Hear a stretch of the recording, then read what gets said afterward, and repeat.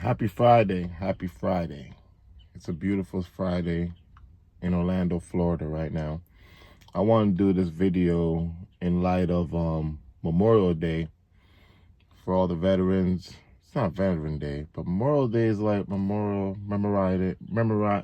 memory of fallen soldiers, I believe, But in light of Memorial Day, I wanted to talk about my boot camp experience and how it was at Paris Island long time ago, back in 1997.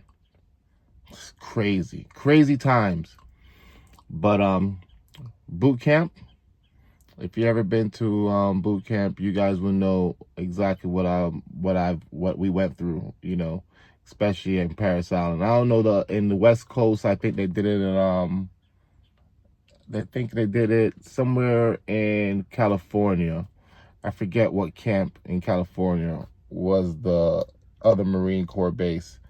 But of course, going into boot camp, it was a scary situation because I was a senior at high school and my recruiter was like, "You want to do the early entry program?" I was like, "What's that?" They're like, "Hey, you just get out. You can get your GED in the Marine Corps and continue with your education and everything like that.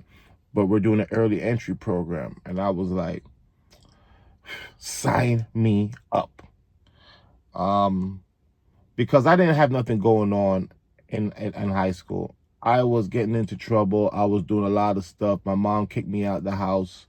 And I was getting into a lot of fights, not only with my parents, but with people out in the streets and robbing, all that kind of stuff. All the stuff that kids will get into if they don't have any kind of guidance or any kind of structure.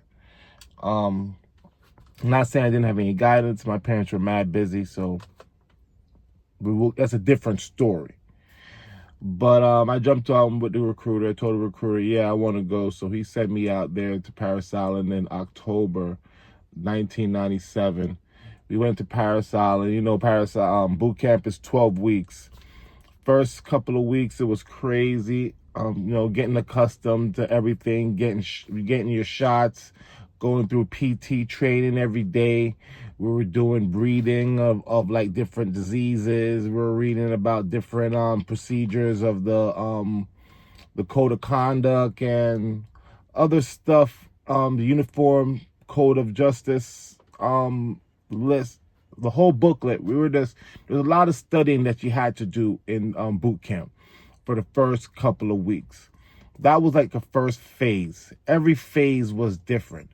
And the first phase, they were breaking you down, talking crap to you. They were just making you sit in the quarter deck. The quarter deck is if you were in line and you started to act up, or, when you first started boot camp, there's a lot of kids that were there that were still like gangster.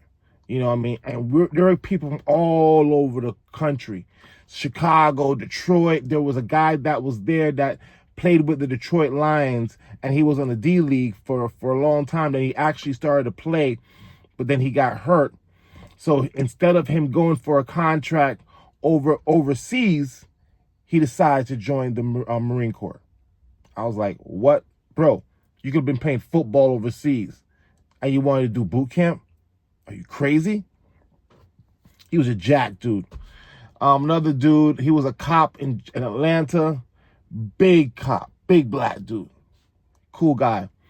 There's a whole bunch of people from so many different places that I got to meet and got to learn, about where they're from and what they went through and their background. The coolest part was there was a guy that went to high school with me that we never talked at all.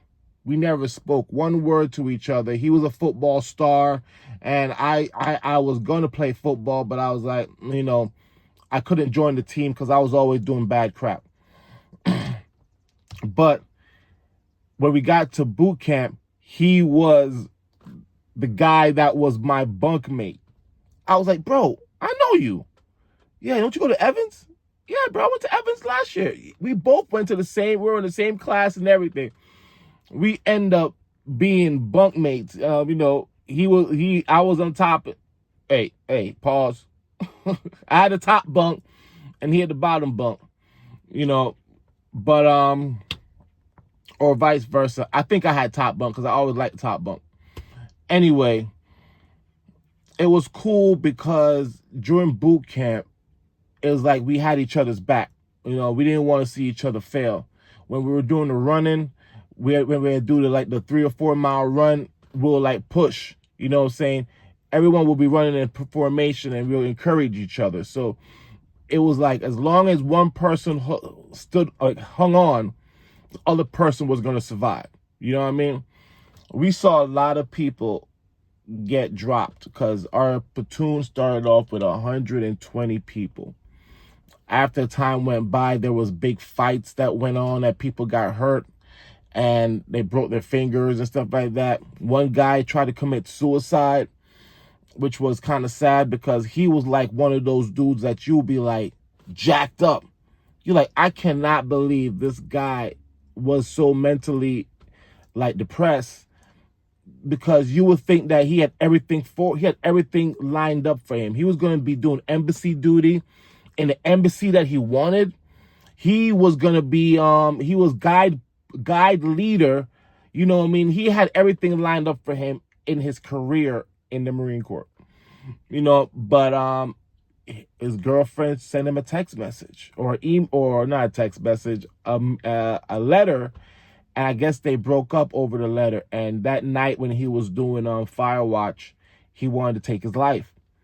We got him and we took him. I mean, someone got him, not me. I'm not going to say that I was the one that was a hero. But someone that heard him got him, called the DI, and saved his life. But there was a lot of things going on in boot camp like that was very mentally draining. But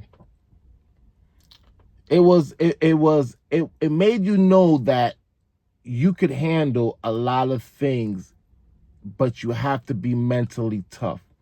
The physical part was okay.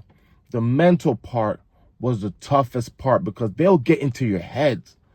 They'll jump in your butt for no reason. The drill instructors will scream at you on your best day. You could have a best PT day, and your drill instructor will jump on you and make your life a living hell.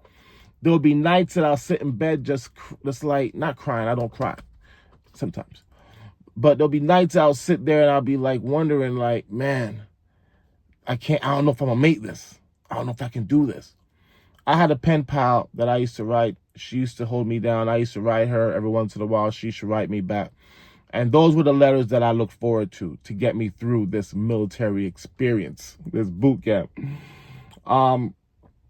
Going on, there was the rifle range. The rifle range was dope. I wasn't that great at the rifle range.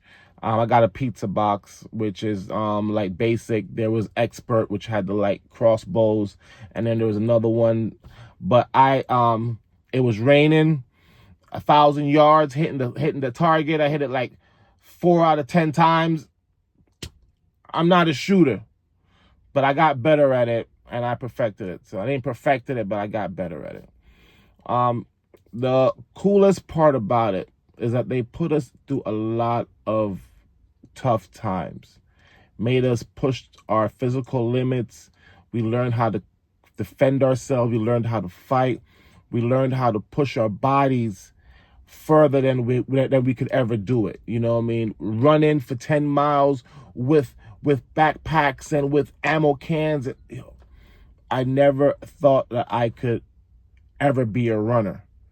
But after going through boot camp and learning how my body is much stronger than my mind is, it taught me to be more mentally tough.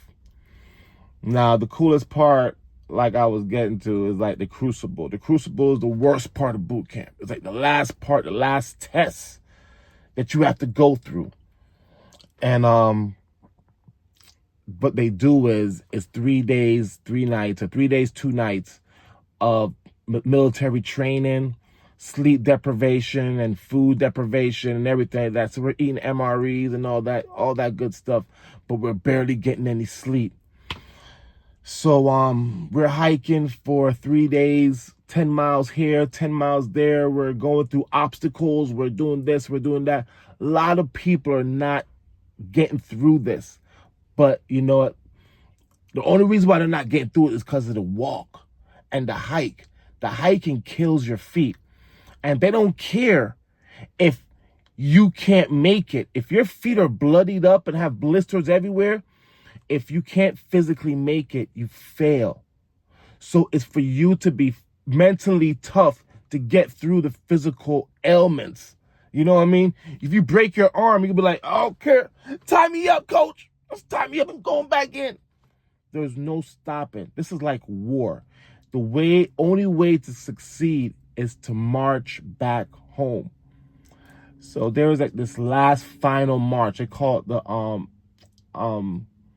I can't remember, but again, the graduation march. But it's the last 10 miles when you're coming back from the Crucible. That day is the day that you're graduating. You know what I mean? So they march you back, and once you pass, come back into Paris Island and pass the line or come to the chow line, wherever line it was. I can't remember what the line was, but you see the drill instructors. No more bulldogs. No more yelling at you and looking at you in disgust. You know what I mean? You see drill instructors looking at you with pride. They look at you and they're like, they clap you out. You coming in and you get clapped out. And then you stand in line. I'm getting emotional just talking about it. You stand in line and the drill instructors, they look at you and they say, good job, Marine. Okay, all through boot camp, they call you a dirty recruit. All through boot camp, they spit on you and they treat you like crap. But when you cross the line and they finally give you that recognition, good job, Marine. And they give you the tat. They give you that Marine tat and your name tag. Private Morrison, Marine. Bro, it's a whole different feeling. I'm telling you, boot camp changed my life because it just showed me that if you work your butt off, there's going to be an end of the road. There is going to be a light at the end of the tunnel. And this light, when we got home, the emotions of all 12 weeks of the people that we lost, we started off with 120 people in our platoon. Only 20 of us made it. 20 of us made it through. It was almost 19, but one of the guys that got through it, he made it through the hike. He almost quit. He almost quit on the final 10 miles, but he made it. You know what I mean? There was a lot of people that got through it that we were different people. We were different than when we started. And everything that I apply to now, everything that I go through now, I apply to boot camp because I'm like, if I can get through boot camp, I'm gonna get through 10 hours of work. It ain't nothing like hiking with blisters on my feet. You know what I mean? There was one guy that I wanted to give a shout out. His name was Newman. He started in boot camp like 5'3". He was like 5'3", 220 pounds. Big, chubby, not big, small, chubby little kid. We didn't think he was going to make it at all. I didn't think he was going to make it. At the end of boot camp, he was 150 pounds. Jack Diesel. This little kid looked like Jason Bourne. You know what I mean? He was ready. He changed his whole, almost 100 pounds he lost. I think he told me like almost 100 pounds. And the attitude that he had, bro, he was a motivation for me to become a personal trainer. That's why I became a personal trainer, because I know if I can see exactly how this dude could transform his body, we all transformed our bodies. But the way he transformed his body from 200 and plus to a rip 150, yo, it was it was very motivational to tell you that you can do anything. Your body can do anything if you're tough enough to put it through the ringer. Anyway, I just want to say happy Memorial Day, you devil dogs, and all you guys going through boot camp right now, all you guys that are getting ready to go to boot camp. The world needs you. We all need you, and take it seriously, and be proudful that what you've chosen is a selfless act, that you might not get any praise for it, but in your heart, you know you're doing the better good, the better good for not only for yourself, but for the people around you. So be that light, be that shining light around the world. Don't go out and take your authority for granted. Peace out. Semper Fi. Let's go.